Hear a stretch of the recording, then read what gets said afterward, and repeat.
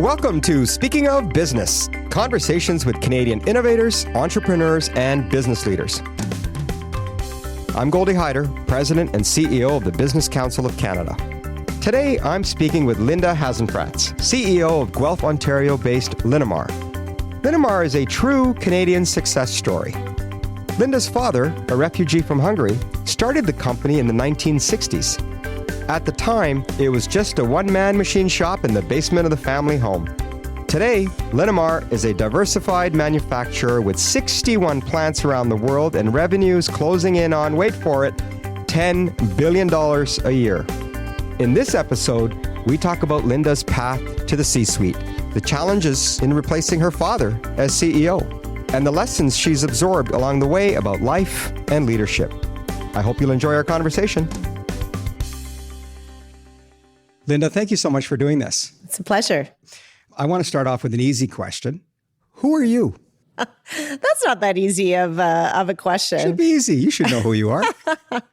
Well, it's interesting. I feel like who I am has really developed over time, which I think is pretty common. I mean, who I am as a leader has absolutely evolved. I've been influenced by a lot of fantastic leaders I've had the privilege of working with. I'm a wife, I'm a mother, I'm a daughter, you're all these things make up a big part of who you are. Now let's start going back to when you were growing up before we get to the story of the company. Okay. Your father immigrates here to Canada, starts a business in the basement essentially, and you're just a kid with your sister. What do you remember from those days? Well, I remember my father being a very hardworking entrepreneur, always trying to build his business, but at the same time, always really worked hard to make a balance with his family. It was really important for him to have time with his family. And I think that's something I've certainly learned from him and emulate as well. I mean, no matter how busy he was, he always made sure to come home and have dinner with the family, even if it meant he was going back to work after that. And I really appreciated that. I felt like he was a big part of our lives, despite having this huge job and being so successful in his business. I'd read that he used to complain that he only worked half a day, 7 a.m. to 7 p.m. Well, that's what he keeps telling me. I'm only working half days. There's a lot of parallels with his story and so many other immigrant stories who came here and brought that work ethic. How are you able to keep that going? Yeah, I think that working hard is absolutely a core value of who we are at Linamar. I think like anything else, if you want something to be deeply ingrained in your culture, it's not something you just put up on the wall. It's something you need to live. It needs to be deeply embedded in who you are, how you evaluate people, how you promote people, how you hire people, and how you talk about who you are as a company. And then I think it becomes real. Tell us about the name. Oh, well, I know Linamar, the story, Linamar is named after myself, my sister Nancy, and my mother Margaret. Sometimes if my sister isn't around, I claim the N as well, but that's where it started. She may be listening. Don't do it on this show. There you go. We talk a lot about your dad. You talk a lot about your dad in the public, but let's talk about your mom. Do we have to? I'd really rather not. Why is that? Well, I lost her 10 years ago, so... Yeah. But I mean, in terms of the impact that she had growing up, it's obvious your father was working very hard. She would have been an influential part of your life for you and your sister. Oh, my mom was absolutely part of the team, right? I think that you often see that in entrepreneurs, that they have the strong fiber of support with their spouse or their parents or their children or other members of their family. So that was absolutely the case. Yeah, so a big partnership. Absolutely. Now, you have kids of your own. I had the pleasure of meeting 3 of your daughters and your son. How are they growing up compared to how you grew up? Yeah, I mean, we've tried to raise our kids in sort of a practical way so that we've tried to keep them grounded and keep them thinking practically, that everything isn't always going to be available for them. So that's always a tough balance, because when you have the ability to give your kids everything, you want to be able to do that. But at the same time, you want to teach them some lessons around, managing things in life, and that things that you work hard for are worthwhile doing. So, we've tried to balance that out as best we could with our kids. And I think that they've turned out fantastic, actually. I think that they are very balanced. They understand the importance of working hard. They understand the value of a dollar and what that means, and feel like they need to work for what they want to achieve in life, that it's not going to be given to them. And that was absolutely our goal. Well, I must say, first impressions matter. That was my sense, is they're very centered and very together. And so clearly you're doing a good job with that. Education is key for you. It was key in your life. It's key in their life. You're a Western grad. 3 of them, I think, are in Western now. Actually, 4. 4 of them are all at Western. Great. Yes. So I guess one's just graduated. Great. So I guess 3. So let's talk about the role of education. You didn't, you went to school. You studied chemistry, I think it was. Correct. And then you did an MBA. How important was that as a foundation? And again, relate that to the lives that your kids are living now. Yeah, I mean, I think education is critical. I think it's even more important going forward as we move into this era of more and more automation of sort of repetitive tasks. There's less and less jobs that will be available for people without skills of some kind. And that's a wide variety of skills, but to be unskilled and not have a good education in some area means it's going to be difficult to get a job. Unskilled jobs are going away. They're being replaced by jobs where people have to do more thinking, more creativity, more ingenuity, more improvement, sort of looking in the spaces in between and trying to find new ideas of how to do things. So I think that education is a really important part of that, because that's not just going to naturally happen. We need to teach people the skills to be able to do that type of work. So one of the things you were a very big part of when you were the chair of the first woman chair of the Business Council of Canada was the Business Higher Education Roundtable, and being able to really put an investment into skills. And you've recently seen the government's commitment to that. When you look at your employees, how concerned are you about the angst that they're feeling and the need to reskill and retrain and the fear of robots and AI and so forth? I feel like we don't have a lot of fear in the company, maybe because even though our jobs have been changing and we do have less direct jobs where people are actually loading and unloading machines as a manufacturing company, and more indirect jobs supporting those direct folks, we're growing as an overall organization. So direct jobs are shrinking, but indirect jobs are growing. And overall, as a company, we're growing in terms of employment. And I think that's absolutely key. The two have to go hand in hand. So you're making improvements. Maybe you're automating more things. You're creating more jobs to support those automated functions. And it's creating innovation and competitiveness, which lets you grow your business. So, overall, you're net up in terms of employment. And I think that's really critical. It's all got to go hand in hand. Now, before I go back a bit to the company and talk a little bit more about it, I mean, just your answer here reminds me, if anybody asked me, what jumps out at you when you think of Linda? And for me, it's eternal optimist. You only see the glass half full all the time. Where does that come from? I guess it's a little bit of who I've been my whole life. But I mean, to me, there's always opportunity, particularly in times of uncertainty or when things are changing. To me, that's the time when there's the most opportunity. And, I would just rather look for the opportunity and the growth and the positive side than dwell on the negative. To me, negative doesn't achieve anything. It doesn't make you feel better, that's for sure. Mm-hmm. So I'd rather look at what is positive and how do we build on that. I just feel like it's a better outlook and gets better results. Well, we're going to come back to that theme when I explore a little bit further some of what you had to manage in terms of adversity in the course of your life. So we'll come back to that, but let's talk again about the company and educate our audience tell us about Linamar. Where is it today? Where do you see it going? Very exciting place. I think there's never been more change and therefore never been more opportunity in our core automotive business, which is about 2/3 of our overall company. So over the last decade, let's say, maybe a little bit longer, we've been working on diversifying our business. We've become a very diversified advanced manufacturing company. In what areas? Because I know this kind of not what people think. Yeah. So again, about 2/3 of the business is automotive commercial vehicle, and about 1/3 is in industrial businesses. So we make scissor lifts, boom lifts, and telehandlers under the brand name Skyjack. and we make harvesting equipment under the brand name MacDon. So we've really got three quite distinct businesses, MacDon, Skyjack, and the automotive business, which are all quite independent in terms of how they run within the organization. In our transportation automotive business, huge opportunity driving out of electrification of the vehicle, as well as increased outsourcing of components and systems that weren't outsourced in the past.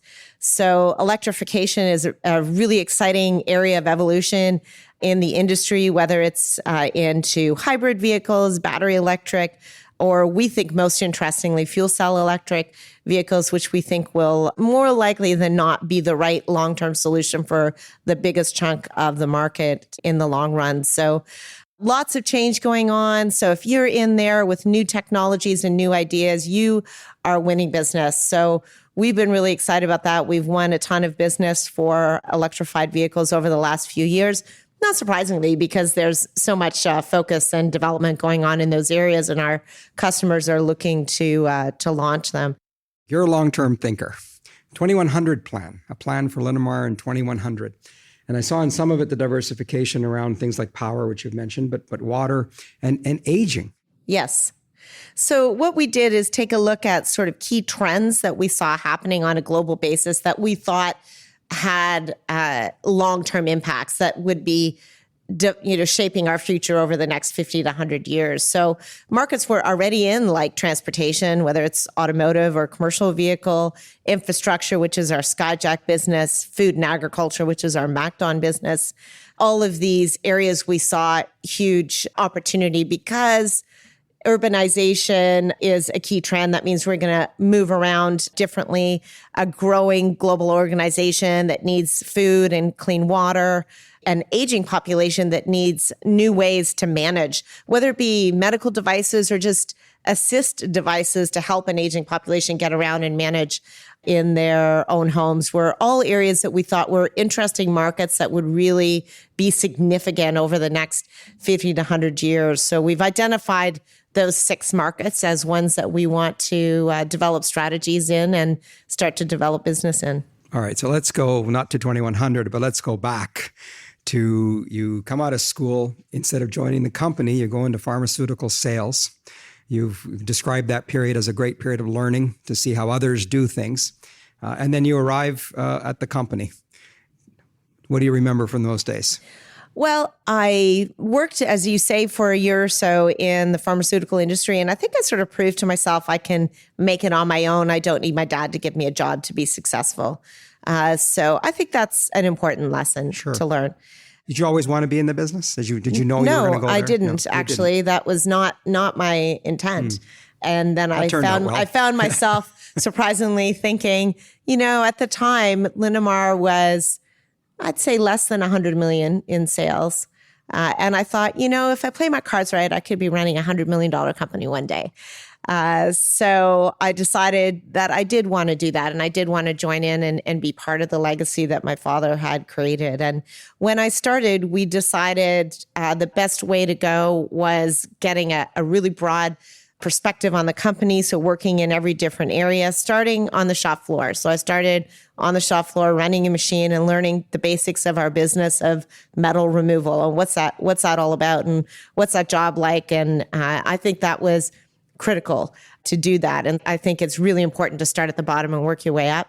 One of my dad's favorite lines, because he has a lot of them, is I'm coming to that later too, by the way. is the only job you start at the top is digging a hole. Right. So we don't want to do that. So that was great. That taught me a lot. And then I moved around the company into all kinds of different disciplines and really got a great perspective from, quality, finance, estimating, engineering, every area of the company to really understand how all the pieces came together, which was invaluable to me in many ways. And now your first C-suite role became COO. Correct. I've often explored this area with other CEOs, but I find that CEOs and COOs are different people.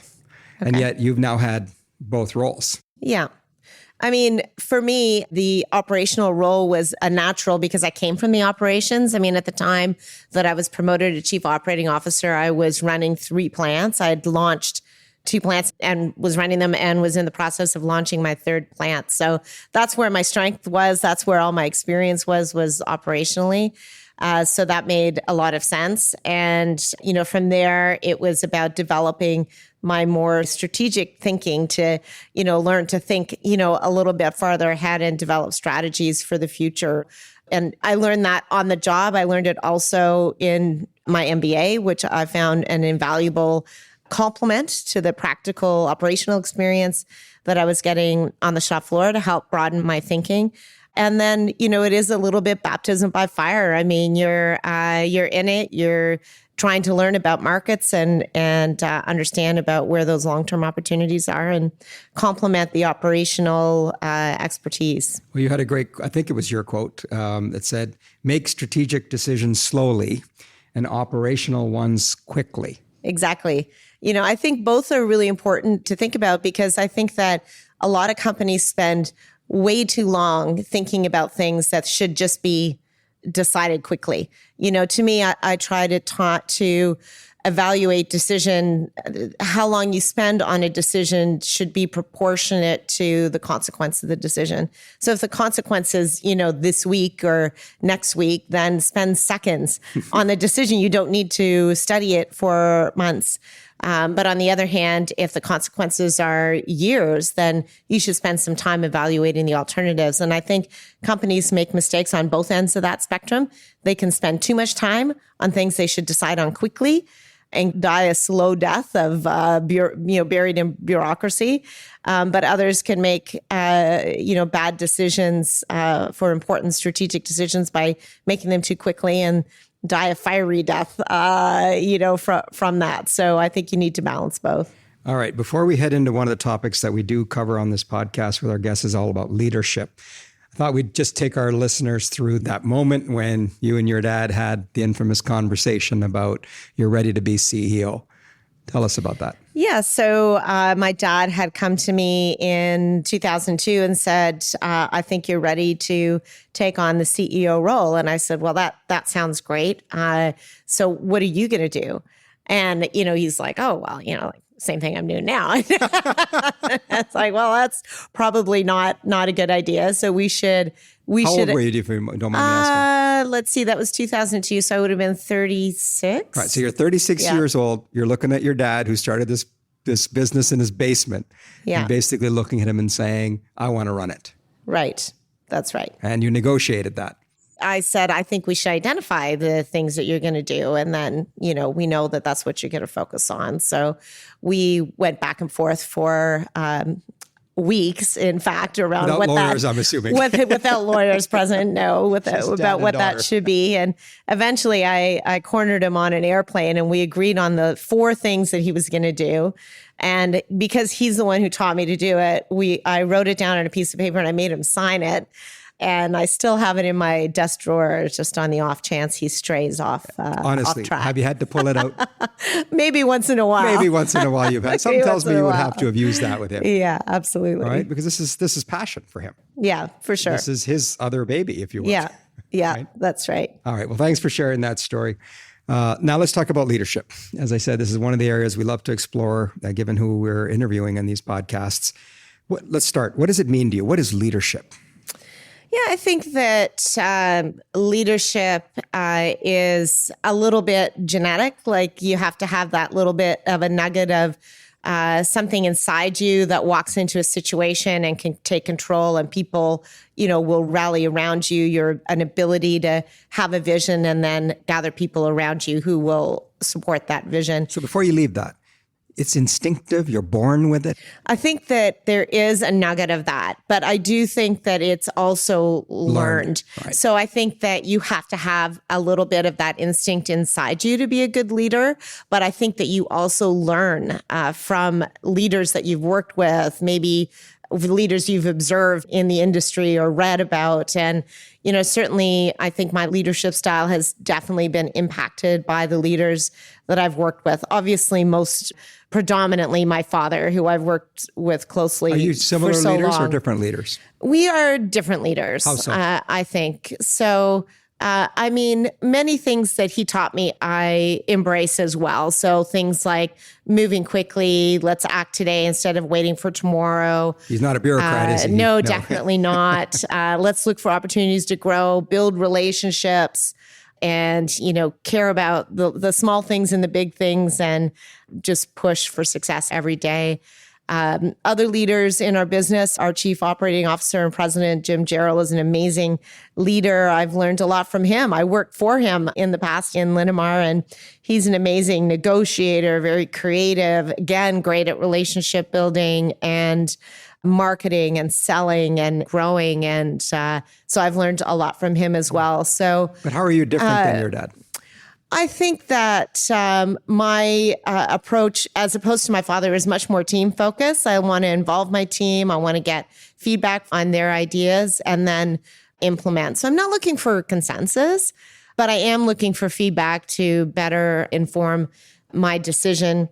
I think that I am more process oriented than my father. So that's the upside, right? and maybe that's right. And I think that that's actually been helpful as we've grown, because my father's a very instinctual leader and, acts based on instinct, and his instincts are fantastic. Whereas I like to do that, but I also like to have a bit of process in behind it. And so I feel like that's something that, we've really done a lot more of in the last 10, 15 years at Linamar, is to try and identify what are the things that we really, really need to do right to be successful. And let's develop some systems around that so that we can all follow those systems. We can still be entrepreneurial, but like these 6 things, we're going to do the same. And I think that balance is really, really important in an entrepreneurial company. If I think about a spectrum of sort of corporate control from 0 to 100%, of corporate making all the decisions, as opposed to plants and folks in the business making decisions, when the corporate control is 0, I think that when corporate control is 0, you have fantastic innovation. People are coming up with great ideas. You've got great accountability and ownership over decisions because they're the ones making the call. But you can open yourself up to risk because everybody's doing things differently, and there's a bit of lack of consistency. But on the other end of the scale, if you're in a very centralized organization where everything is totally controlled, you've mitigated risk, but I feel like you've also destroyed accountability and innovation. So we prefer to be down at the, let's say 20% end of that spectrum, which I recognize could open us up to risk. But what we've done is identify sort of 5, 6 key areas that we do want everybody to do the same way, that we feel mitigate the risk and help ensure consistency of performance for shareholders, customers, and employees, but leaving enough decision-making at the plants to still drive that entrepreneurism, innovation, accountability, and ownership. Well, you must be doing something, right? I mean, I don't have the time on the show to go over all the recognition you've received and all the awards that you've gotten. But I'm wondering, in that journey of becoming as successful and as recognized as you are for being the leader that you are, where are the moments in that journey where you can look back to and say, that helped me be a better leader? Well, I don't know that there's specific moments. I think that some say 2008 might have been that moment. Oh, well, I think many leaders learned a lot from that time frame. Certainly, it was a very difficult time in business. Our approach was to be very focused.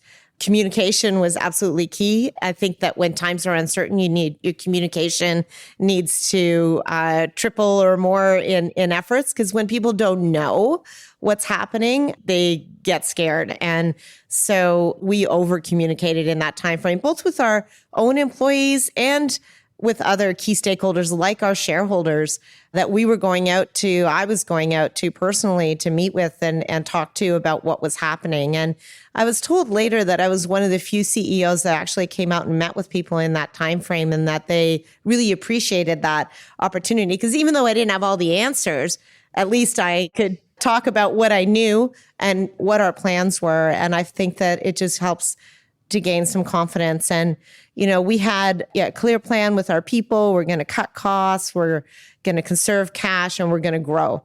We really felt like the more that we grow, the less we have to cut. There's that optimist again. Yeah, again. And, we really focused on that because we wanted to grow our way out of the situation. We knew we had to cut, but we wanted to grow as well. How hard was that for you, the cutting? The cutting, it was difficult for sure, because when your business drops 30%, you're not literally overnight. Yeah. This isn't that layer at the top that, okay, if they go, that's all right. You're getting pretty deep into the organization. And so it was difficult for sure. Were you scared? I don't think I was ever scared. I was very focused. A lot of big people failed. I was very focused on where we needed to go. I was very confident we were going to get there. I did not feel that we were going to fail. I knew where our risks were, and I knew that the areas of risk were not high enough to put us under. I knew that. You just lost two of your main customers who went bankrupt. We didn't lose them. They went through Chapter 11. At the time that they did, they had dwindled down so much in terms of production and sales that receivables outstanding were actually pretty small. And further, we had insured those receivables. So I knew that certainly wasn't going to take us down. We had long focused on trying to ensure that we didn't have any one customer more than 20% of our sales, so that we didn't have all our eggs in one basket. So we had mitigated risk from that perspective early on as well. And I knew even if I had to fully write off the receivables that were outstanding at that time, that we would survive that. Now, one of the decisions that your father credits you for, and where he says so much that I would not have done this, and yet it's probably the biggest reason the company grew as quickly as it did, as successful as it is, or one of the biggest reasons, and that is your decision to go into China. Mm-hmm. What took you there? Well, China was growing rapidly and clearly was on track to be quite a significant player in the automotive market. And today, it's the largest automotive market in the world. They're making 24, 25 million vehicles there. That's, compared to 17, 18 million in all of North America. There's 24, 25 million just in China and, 45 million in Asia. So clearly having a footprint in Asia to supply that market was critical. And I think what's important to note is we never went to China to supply North America or Europe. We always planned to supply North America and Europe from those continents.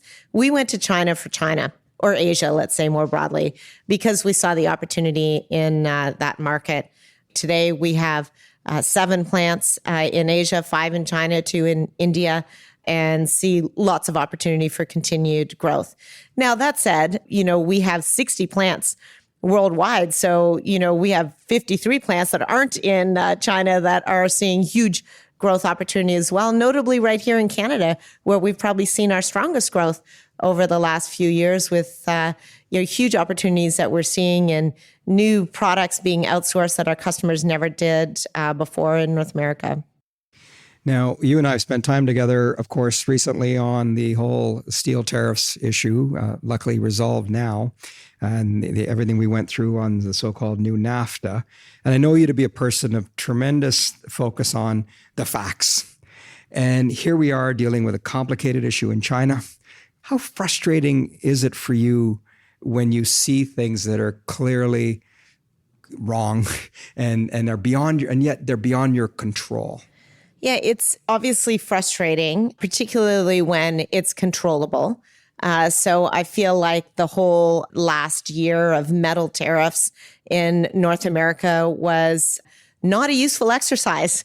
It just created a lot of cost, basically for American companies, because that's who pays the tariffs, right? And I think that that's something that was not, it still is not well understood.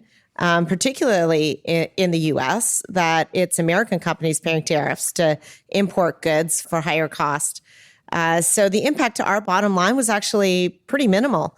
But I look at our customers in the U.S., and they are spending billions, or had been spending billions, and are still spending a lot of money on China tariffs.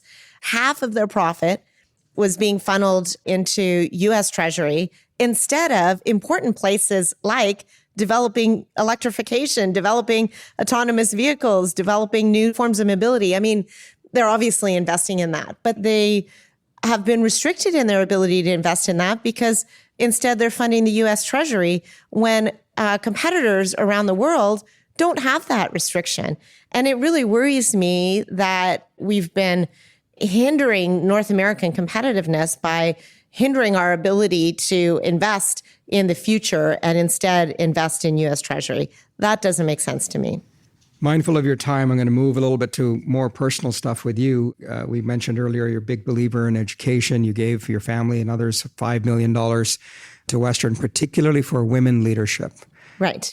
Women in the dual degree engineering and business. So it wasn't just women leadership, it's women technical leadership. Right. So I think it really encompassed several areas that are really important to me personally and to us as a business at Linamar. One is encouraging more people into science, technology, engineering, and math, which we think is really critical. Again, because we need new skills for the jobs of tomorrow, and many of them are technology based. So there's a huge demand for people with the skills that you get by a STEM education. So it's really important to us to invest in encouraging STEM broadly.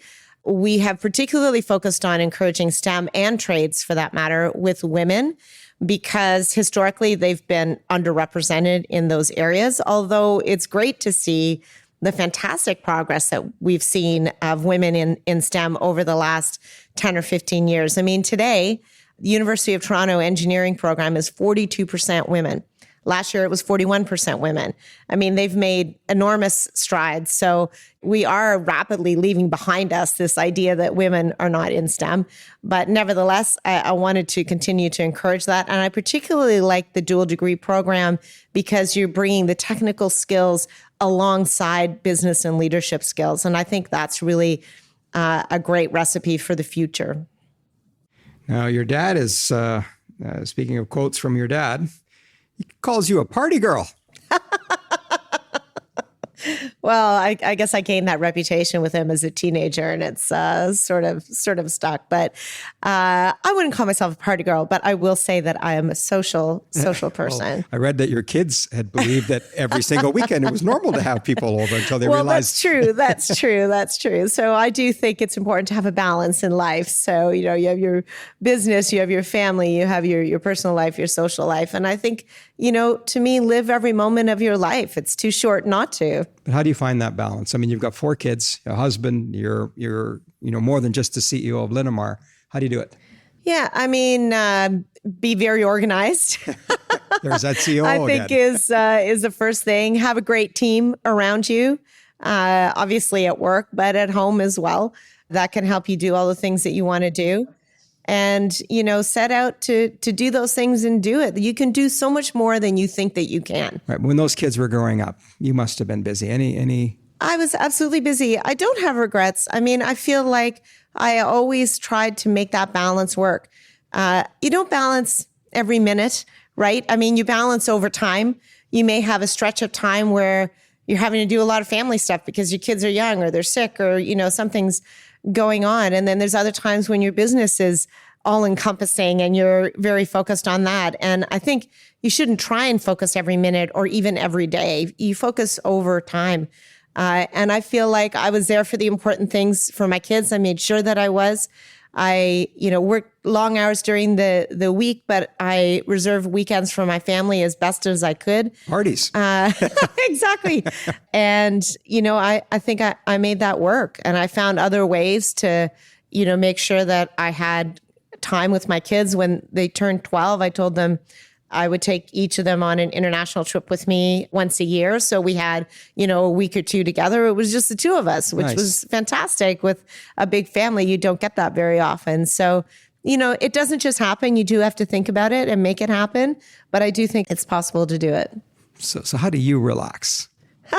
Well, do you relax? Absolutely. I think so. I mean, I do like to entertain and socialize. And, so I enjoy doing that, and I enjoy sport. I work out every day. I like to run or do some other type of exercise. And I think that also is really important in terms of balance and health and energy levels for that matter. I mean, if I get up and I have a great workout, I'm energized and ready to go for the day. I was hoping you'd say you listen to our podcast to relax. Well, that goes that's without a given, saying. right? Yeah, that's a given.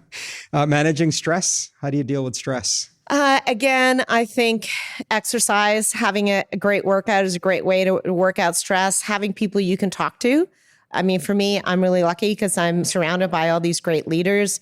As I say, my father, Jim, our president, my husband, who's an entrepreneur and a business leader himself, and helps keep me grounded and gives me good advice, whether I want it or not. Something tells me he says the same thing about you. And where do you get the energy from? I mean, you're always on, you're happy, you're energetic, you're positive. Where does that come from? I mean, I think I'm naturally an energetic person. I think, again, it comes from being dedicated to a healthy lifestyle and exercise, regular exercise. And I don't know, I mean, just a few cups of coffee doesn't hurt. I guess not. Do you think you're an introvert or an extrovert? I think I'm an extrovert. You are, okay. I'm asking because sometimes people who come across that way are actually quite private. And oh, okay. No, that's... Extroverted is as advertised, right? As advertised. Exactly. How do you learn? How do you keep up with things? You know, I try and learn something every day. Whether it's within our organization, if something innovative one of our plants is doing that is really fantastic, or I read the news a lot. I'm a bit obsessed even by constantly keeping up on what's going on out there and learning and reading and understanding the facts. As you said, I'm a big believer in fact-based decisions. I don't want to base a decision, particularly an important one, on hearsay. I want to see the facts and really understand what makes the right sense. And that means, reading a lot and really understanding what's happening, talking to people, meeting people, finding out what they know. There's a million ways you can learn. And how long are you going to keep doing this? Well, I love what I do. And I, of course, want to continue to play a leadership role at Linamar. That doesn't have to be CEO. It can be different roles as well. So we'll see what the future holds. You better pull out that sheet of paper. Yeah. Maybe one of those kids will come to you and say, hey, Mom, I need you to sign here. That's right. That's right. Before we wrap up, we like to play a bit of a word game. And before we do, I just want to ask you one question. And that is, what's the one word that describes you? Oh, I think passionate, optimistic, engaged, excited about the future. I would have guessed those, to tell you the truth. All right. The word game we play, as I said, is I say a word, you say what comes to your mind, then we'll wrap it up. Okay. Family. Oh, love. Trump. Don't say hate. Oh, that's a tough one. I think challenge. Leadership. Opportunity. China. Opportunity. Father. Inspiring. Passion. Excitement. Disruption. Excitement. Innovation. Oh, I think innovation is at the root of our ability to compete. So competitiveness. Great. Canada. Awesome country. Thanks for doing this, Linda. Thank you. It's been great. It's a lot of fun. Thanks again to Linda Hasenfratz for being my guest on this episode of Speaking of Business. Subscribe now for more conversations with Canada's top innovators, entrepreneurs, and business leaders. Search Speaking of Business wherever you find podcasts or visit speakingofbiz.ca to join our email list and follow us on social media. Until next time, I'm Goldie Hyder.